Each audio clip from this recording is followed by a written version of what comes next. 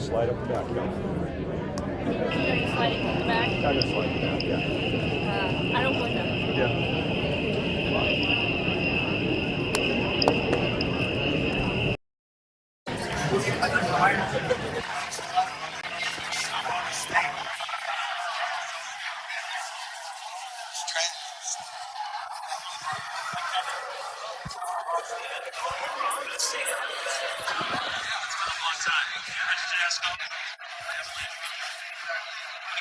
Good morning, Your Honor.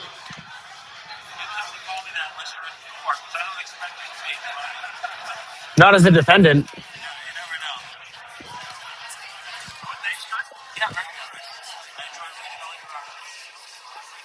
You don't have to lie to the guy.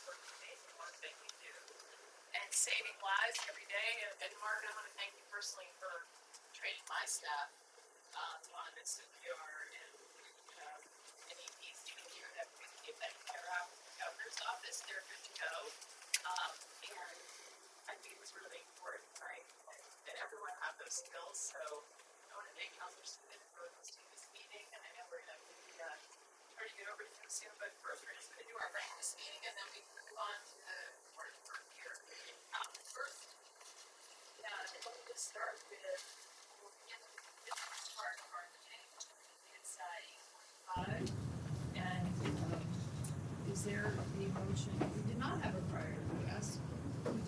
So I asked for a motion to approve actually the February 11th, 2026 breakfast meeting, the one prior to that. So moved. Second.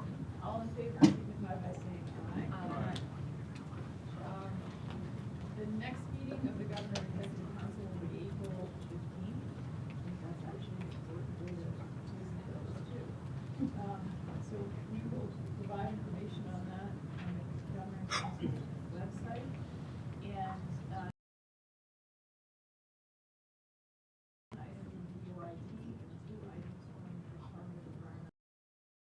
We also have 2 late items, 1 item from the Department of Safety and 1 item from the Governor's Office of New Opportunities in Rural Transformation and Health. So is there any other business to come before the council? Hearing none, I will conclude today's breakfast meeting, but before we do that, I do have something, I think there's a commendation, if I can get that for the breakfast meeting. Do we have a commendation here? For the. We can grab that.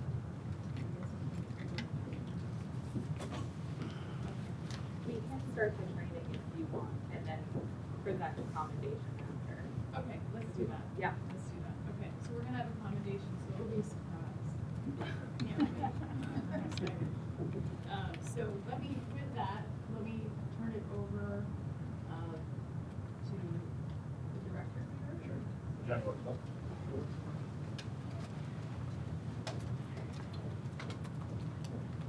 Well, good morning, everybody, and thank you for coming to the Richard F. Flynn Fire Academy, which is home of the Department of Safety's Division of Fire Safety Training and Emergency Medical Services. My name is Mark Cooley. I have the privilege of serving as the director here at the Academy. One of the things we do in our business in emergency services is take opportunities when unfortunately disaster hits. We do that in the fire marshal's office under the direction of Fire Marshal Toomey. When tragedies occur, we fix building codes. We do that with the Division of State Police, and we're seeing the work happen now in the highway safety. When tragedy occurs on the highway, we fix things. In fire station training, when firefighters are killed in the line of duty, we often take those lessons here at the Academy and teach our new students so that they don't repeat themselves. And in emergency services, emergency medical services, we take opportunities from folks like Counselor Stephen, who suffered sudden cardiac arrest, to bring the importance to one of the most simplistic things, whether you're certified and trained as an EMS provider or as a bystander, and that is to perform CPR.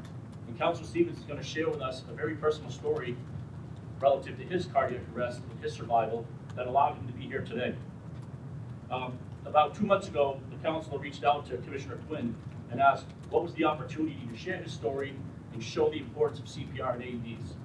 Obviously, the connection with our division, we took full opportunity of it. We met with the counselor, and we set up a program that I think we're going to see is very, very important.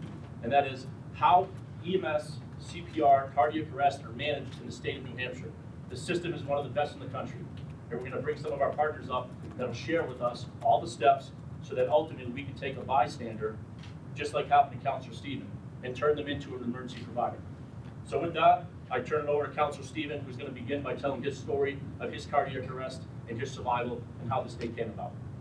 Thank you, Director. First, I want to thank Commissioner Quinn and his entire staff and Director, because this is, this is a really emotional time for me to talk about my story. I don't want to get into a lot of details, but I do want to thank the governor personally, because I remember being in the hospital on one of the first days that I came to, and I was there for 3 days. And, my brother Rob was here today. Continuously told me the governor was calling and contact and making sure everything was okay. And she meant so much, that meant so much to me. And the colleagues that I have on the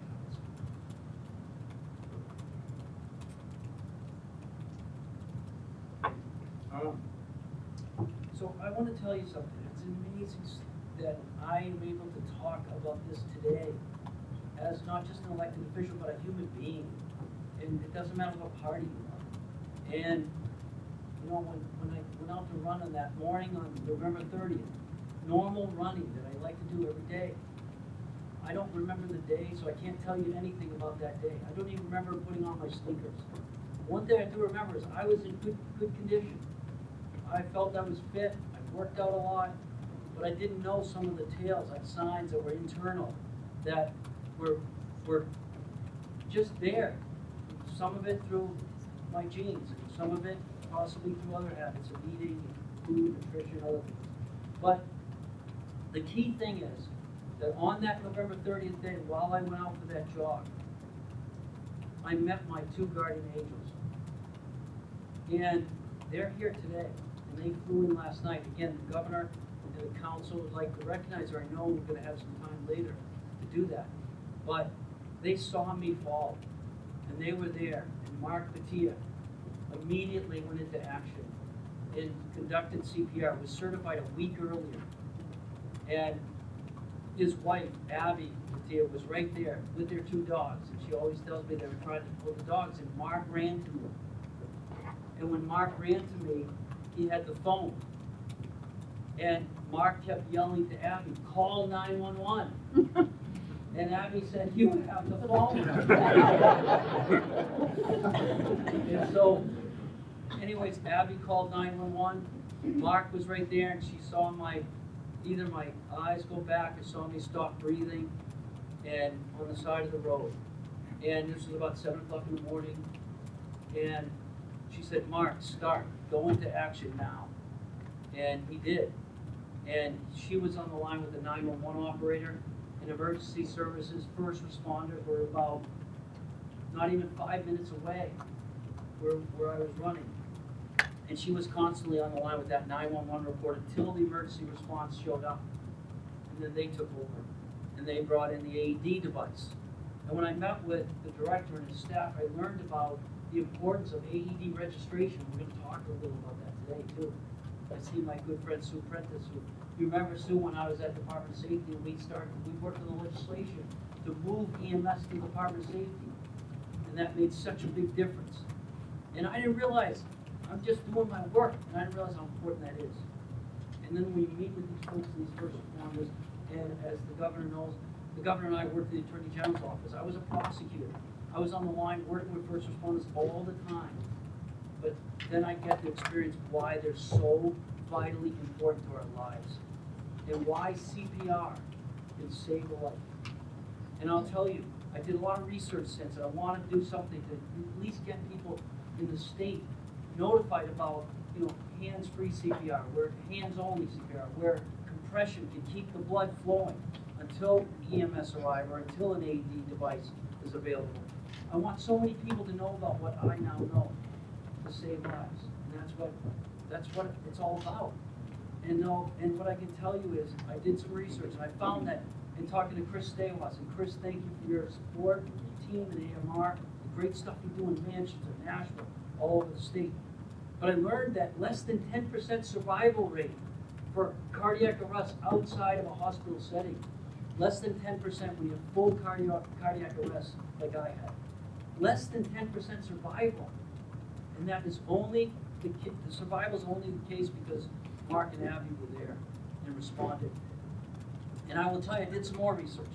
And I found out that in this small town, I believe in Connecticut, the data was 30% survival rate. And I said, how did it get to 30? Then I did some more research. Every single police officer in that town has an AED device in their cruiser. Then I asked Commissioner Quinn. That's another gap we need. We need to get AED devices in all our cruisers. Again, it's so important. So you're gonna hear some stuff, and I appreciate all the commissioners, agency heads for being here. And most of all, I appreciate my guardian angels for being here. And they flew in from Florida yesterday. They're here, Mark and Abby. I want to recognize both of them.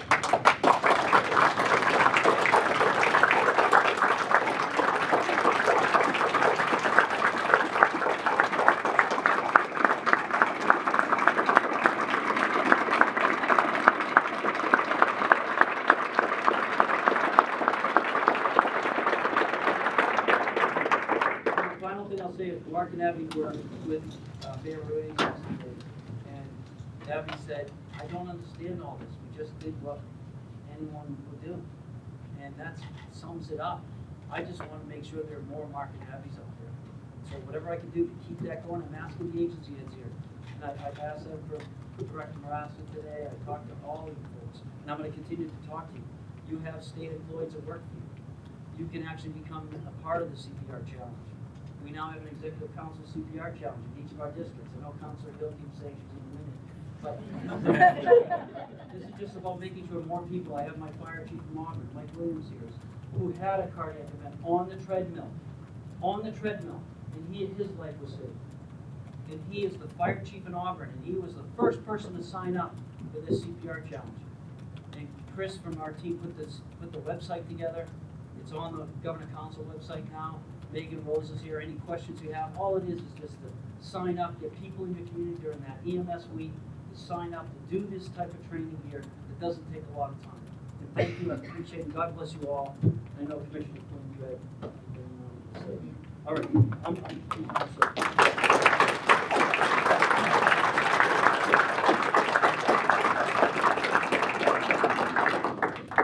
Thank you, Councilman.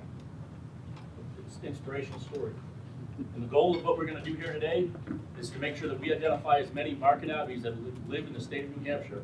So when a sudden cardiac arrest happens, people like Mark and Abby here in the state of New Hampshire know the steps to do. And it's really pretty simple. Behind me are some of our EMS partners. Senator Sue Prentice, who was a bureau chief here in the academy for many years, is one of the biggest champions of EMS in the state of New Hampshire. Dr. Robert Ricks, who is the state medical director. Chief Frank Fritzel, who's the chief of the Bedford Fire Department and the chair of the Fire Standards Training Commission. Deputy Chief Craig Clough from the Loudon Fire Department in Concord Hospital, who serves as the chair of the Medical Control Board. And Chris Stawars and Jason Preston and his team from AMR Nashville and Manchester. This is the EMS system in the state of New Hampshire. This system can get people like John Stephen to a successful recovery when people like Mark and Abby do what they need to do in the street to connect these dots. That's what today is all about. I'm going to begin by turning over the microphone to our Bureau Chief of EMS, Justin Romanello, who's gonna talk a little bit about what cardiac arrest looks like, what the state of New Hampshire system looks like, up until the point when you call 911. And that's exactly the situation that Mark and Abby found themselves in with the counselor last November. Justin? Thank you, Director. So cardiac arrests can happen anywhere. Could be your house, could be your workplace, could be in the public. And there are tons of Mark and Abby's out there. And we just need to empower those individuals. The biggest thing with cardiac arrest is irreversible brain death. So within 10 minutes, there's irreversible brain death that we can't fix. The hospitals can't fix. The key is to start CPR as soon as we recognize the event and begin with ambulance support. The key is chain of survival. There's 6 distinctive links to the chain of survival. One is recognition. I am not feeling well as an individual and something is going on, I need help. Or, in the councilman's case, he goes down, it's a witness arrest, and bystanders respond. Early CPR, keeping the blood flowing, provides some oxygen that's left in the system, in the brain and in the heart. Rapid defibrillation, CPR is buying time, defibrillation is going to fix a correctable problem. So get an AED to that individual as soon as possible. And once that AED is there, you stop CPR and shock the individual. Advanced resuscitation, so getting our EMS providers or first responders there to continue with buying time to get this individual to advanced level providers into the hospital to receive post-arrest cardiac care and then recovery, rehab, to get back to where you were at before you had the event and be a productive member of society and do your part. But all of those pieces need to fall in line at very distinctive times.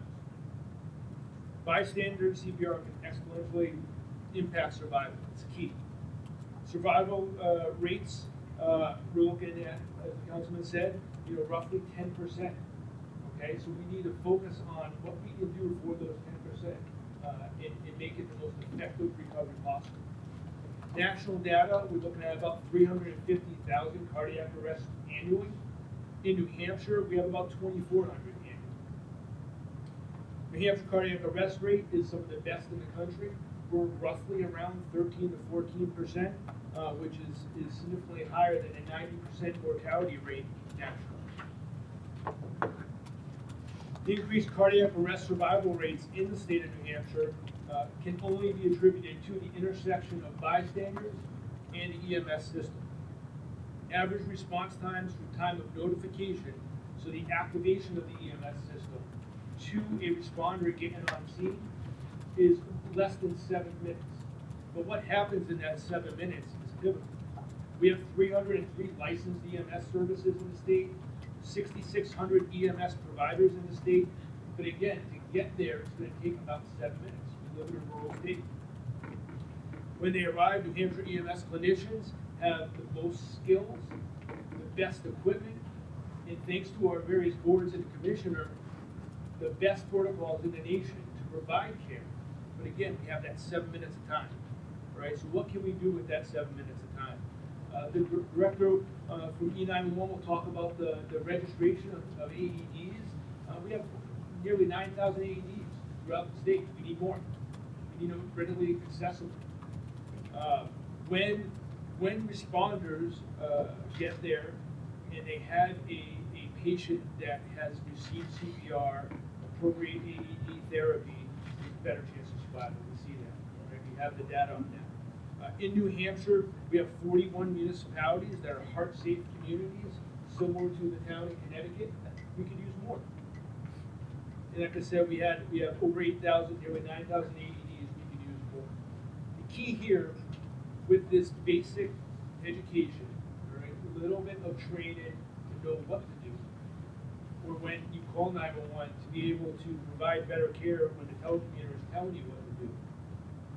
The key is that when we empower our civilians with basic life-saving skills to buy time, become civilian responders, it's critical when injury or illness occurs. And as they're waiting for first responders to get there, you you have the highest chance that you're gonna make a difference in this person's life and their family's. Thank you, Justin. Justin did a great job painting the picture of what happened to the counselor and what Mark and Abby saw on that morning when he was running down to Florida. And once Mark and Abby figured out who had the phone, they did a very important thing. They called 911. And in the state of New Hampshire, under the direction of Director Doyle over Emergency Services and Communications, the 911 system here plays a very vital role. So I'll ask Director Doyle to come up and talk about what his division does, his telecommunicators do, and how these pieces come together from that end. Thank you, Mark, and good morning, everyone. What I want to do is talk a little bit about what 911's role is in the continuum of care. The folks that stand behind me represent a link in that chain of survival that was already talked to. Our mission at the division is to locate, communicate, connect people in emergency with the help that they need, whenever and wherever they need it. The role of 911 telecommunicators in delivering CPR instructions is by virtue of the International Academy of Emergency Medical Dispatch accreditation that we currently strive to continue to achieve. And we follow directed protocols on how to actually do that while folks are waiting for emergency services and first responders to arrive on scene. Bystanders are a vital link in that continuum of care, and they are a critical link in that chain of survival. The average time that we're able to provide hands-on chest CPR instructions for compressions on the scene for a fast-track case, which is something right out of the gate when we recognize that it's a sudden cardiac arrest, is roughly 92 seconds, a little over a minute and a half. And that's pretty good, because we all know that the longer you delay, the shorter there is a chance of recovery from a sudden cardiac arrest. As you heard, New Hampshire's cardiac arrest save rate is roughly about 14%, which is pretty good. It could be better, and I think a lot of what we have to do is follow the lead by Mark and Abby, because they got certified early on so that action can take place immediately while first responders are responding and or while somebody else is calling 911. We also provide instructions when it comes to AED deployment, and automated external defibrillators are critical in that chain of survival as well to make sure that they're deployed and used appropriately. AEDs, as you know, analyze heart rhythms, and when they're able to deliver shocks in those situations that are warranted, they actually are necessary to restore the heart back to normal rhythm. And New Hampshire, as you have heard, hosts roughly right now 9,000 automated external defibrillators in our larger database. This is critically important because we seem to think that on estimates there are just as many that aren't currently registered. And by law, under RSA 152-833, entities and agencies that have AEDs in their establishments are required to register them by law. Why is that important? Because our telecommunicators can actually see where those are located on a layer overlapping our mapping database that our telecommunicators can see when that call comes in right away. If there's an AED located within about 125 yards of the caller's location, we can direct an individual on scene to go and retrieve that AED while somebody else, if appropriate, is administering CPR right there at the scene. These AED locations are really integrated directly into our mapping system, and it's working out very, very well. What we're trying to do is get more folks involved so that we can get the message out through our public outreach and our public information team to let folks know that it's not only required, but it's a best practice. Telecommunicators will also provide instruction like they do with CPR instruction in hands-on chest, right over the phone, to folks who have an AED deployed right there at the scene so that it can be used appropriately and hopefully have a positive outcome. The bottom line, really just to wrap up, is that when somebody calls 911, our tools, our training, and our protocols are designed to empower bystanders to become first responders, just like Mark and Abby. Thank you, Brett. Thanks, sir. So you see, we're building a program here. We recognize what happens when you have the cardiac arrest, the signs and symptoms. You initiate the 911 system. Our telecommunicators are in place to turn a bystander into a rescuer, and that's the next step in this piece. One of the things that we have to identify is that CPR is simple. In many cases, it can just be a couple of hours of work. And today, we're going to show you a simplistic role in less than 5 minutes of the compression piece. This is not a certification step, but an important piece that so when you're on 911 call and they're showing you the steps and pieces, you understand what we're going to need to do. Today's goal is to show you that it is simple and powerful. I'm going to ask 2 of our staff members from the Bureau of EMS come up and take positions. Dave Simpson and Chris Soderberg. We're We're going to show you the landmark positions and the simplistic steps.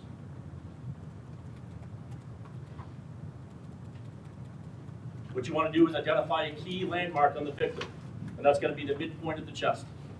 Once you've identified that, you're going to clasp your hands together, and then you're going to use the small portion, the palm of your hand, and that's going to be the compression piece that sits in the midpoint of the sternum of the patient.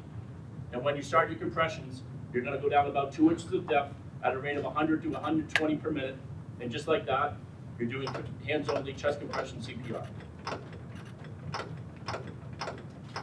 This is exactly the step that Mark took when Counselor Stevens stopped his cardiac arrest. You're going to be in this position and perform compressions and circulate that blood, the oxygenated blood throughout the system, while the 911 system that Director Doyle talked about is activated. Emergency responders come from their station, arrive at the scene, take over care, and bring the level to bring care to the next level, and that is ALS intervention and the AEDs. So what I'd like to do now, for the next 5 minutes or so, is ask Mark, Governor Ayotte, members of the council, to join our EMS partners at one of the CPR mannequin stations. And all we're going to do is exactly what Chris and Dave just showed you. That is identify the landmarks, locate your hands, and do chest compressions just for a couple of minutes so we can see what it feels like. So, Governor, Councilor, Mark, if you would, and then everybody else, feel free to fill in where there's an open mannequin. You guys can fill in. Can we talk about the fact that none of these mannequins have breath? Like how are people, how are Sure.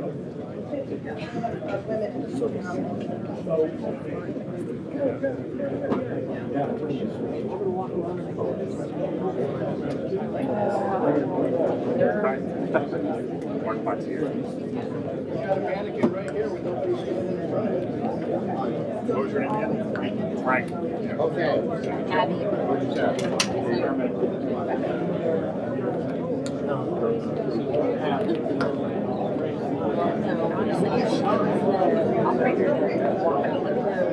been trained and all the things, it's like it all flies out the window, and the operator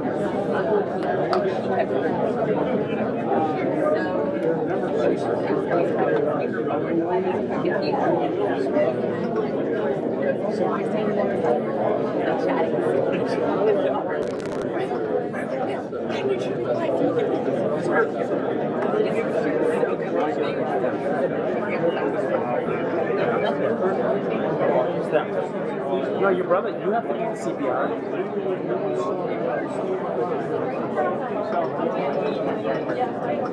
What do I have to do?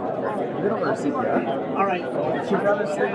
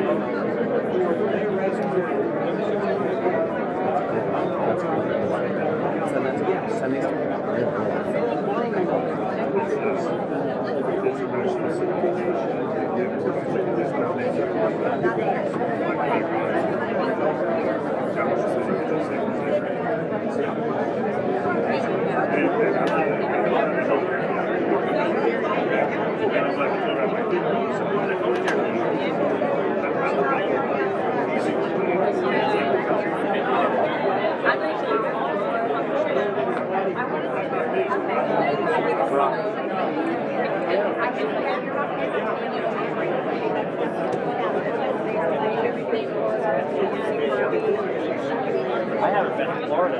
I see something in there.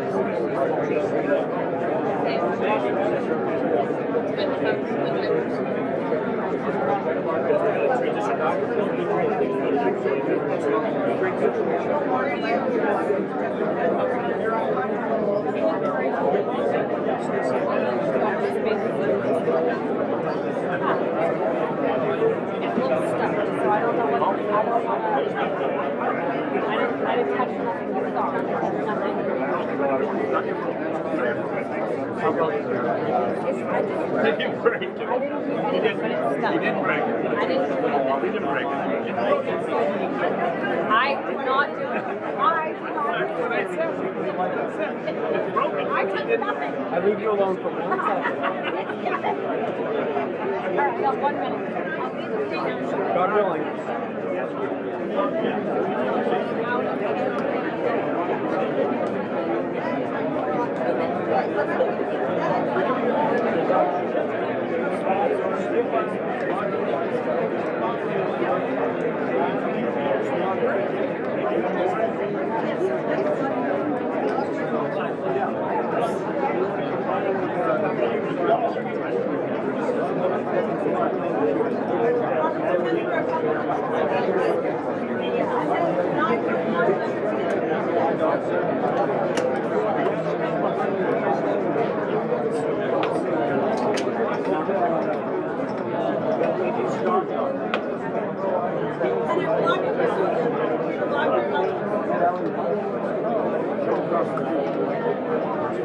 Normally we would be doing this on the board, which makes it tough when you're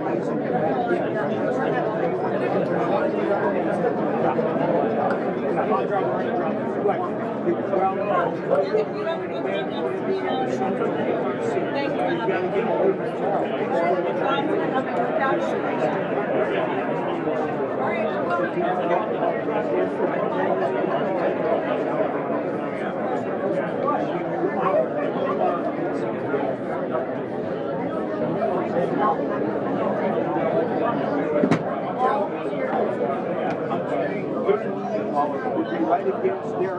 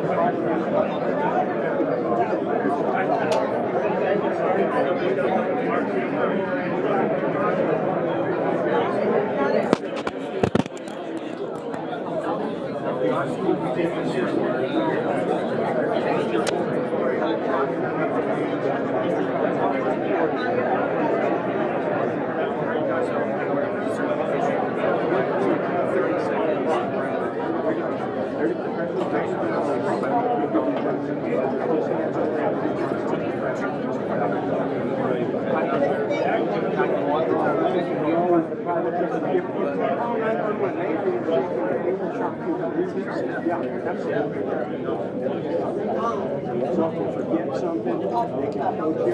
Forget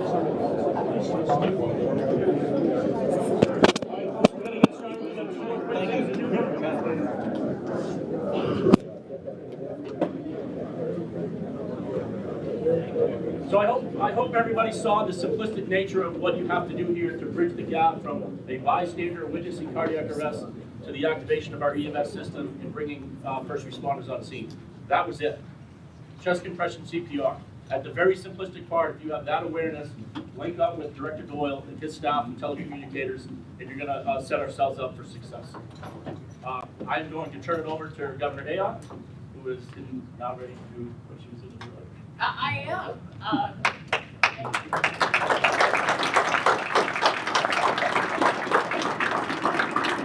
Thank you, Director, your staff, this is amazing, and they were just showing me over there, I'm not gonna forget, but the rhythm is staying alive. Like, in terms of doing this, and it's great. This is gonna save so many lives, and I wanna thank Councilor Stephen for having us all here today, it's so important. But we have an important, really commendation today, someone who's saved probably more lives. I'm gonna go out on a limb on this. I think this individual may have saved more lives than anyone in this room, which says a lot because we've got a lot of lifesavers in this room. And his name is Bill Wood, and so we have with us a commendation. So please come forward. I would love to from the Governor and Executive Council for our lives. I know you helped train my staff, so I want to personally thank you for that. But I want to thank you because 55 years of devotion to emergency services is phenomenal for what the impact you've had on the state of New Hampshire. And so, whereas William H. Wood has devoted more than 55 years to the New Hampshire emergency medical services community, providing dedicated public service to the residents and visitors of the Grand Estate since 1970. And whereas for more than 52 years, William H. Wood has maintained certification as a National Registry of Emergency Medical Technicians provider, earning the distinction of being the longest consecutively certified member in the history of that organization. And whereas William H. Wood has served the state of New Hampshire for more than 41 years, since joining state service in May of 1984, holding several critical roles, including state training officer for the Seacoast, Exeter, and Berlin regions, advanced life support regional coordinator in Concord, and special projects and emergency preparedness program coordinator. And whereas during his tenure with the Division of Fire Standards and Training and Emergency Medical Services, William H. Wood served with distinction on the statewide interoperability executive committee, the New Hampshire Enhanced 911 Commission, and the New Hampshire Federation of Mutual Aid Districts, helping strengthen coordination and preparedness across the state's emergency response system. And whereas William H. Wood has been instrumental in advancing cardiac arrest response and public health preparedness through his leadership and advocacy for the New Hampshire AED program and the State Heart Safe Community Program, empowering residents and visitors with life-saving resources and education. Now therefore, I, Kelly Ayotte, Governor of the state of New Hampshire, along with the Executive Council, do hereby commend William H. Wood for his extraordinary decades of service and leadership in emergency medical services, and extend our sincere gratitude and best wishes to him on the occasion of his well-earned retirement, and thank you. You really exemplify what it means to be a public servant, and your dedication to saving lives in New Hampshire. I don't know how we can thank you for everything you've done for our state. So with that, I'm very honored to present you this commendation, and thank you for everything that you've done.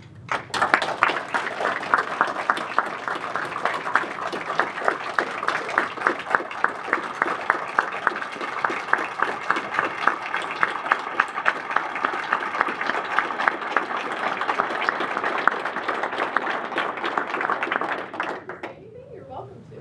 Oh dear. I'm good for hours. Thank you, first of all, for being here. It has been a true privilege. I don't know why, but my entire family's involved in public safety. I have no idea where that came from. And my wife Ann recently retired from Concord Hospital. Ann, thank you. After 36 years in CAT scan, and being a former EMT. It's been a true privilege. New Hampshire really, it's outstanding. The use of state contracts to obtain discounted pricing on the AEDs, discounts of 30 to 50% on the 4 of the most common models in use in New Hampshire. The cooperation and work with integrating with 911 on the system. We truly have a system of survival, and there have been tremendous success stories over the years. I would just note one, several years ago, Hospital in the Seacoast donated AEDs to a city fire and police department. That night, 2 o'clock in the morning, a call for a cardiac arrest through 911 in a residence. Police cruisers on patrol at the end of the street where the call was. First shock on the patient and the arrest in the residence would have been 2 minutes of the call, and it was a save. So that gives you an example, and we've got numerous examples of that around the state. So strongly recommend shock early and shock often.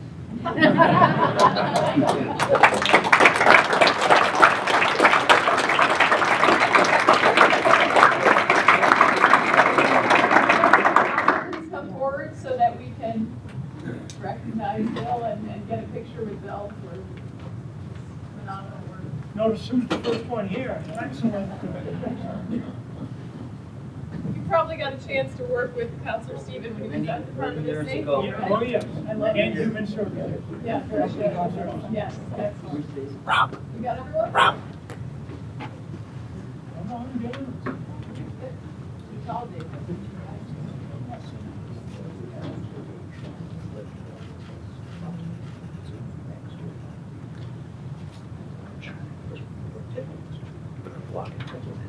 Awesome. Thank you. Congratulations to you.